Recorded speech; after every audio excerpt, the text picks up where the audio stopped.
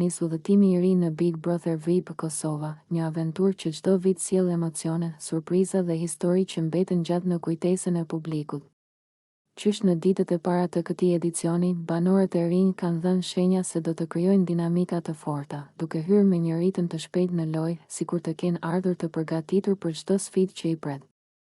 Atmosfera brenda shtëpisë është mbushur me energji, zëra, biseda dhe njohje të para, por ajo që ka tërhequr menjëherë vëmendjen e publikut është afrimiteti që po krijohet mes Shkurtës dhe Londrimin. Shkurta, e njohur për natyrën e saj të qetë, të butë dhe paksa të matur, po shfaqet si një vajzë që pëlqen të qëndrojë pranë njerëzve me të cilët ndihen mirë.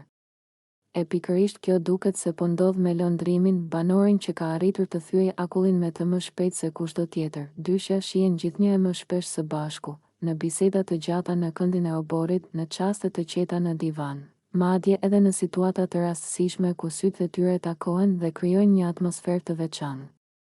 Publiku është shumë i vëmendshëm ndaj këtyre detajeve dhe ka filluar të komentojë se mes tyre po lind një pëlqim i natyrshëm, një simpati që rritet ditë pas dite.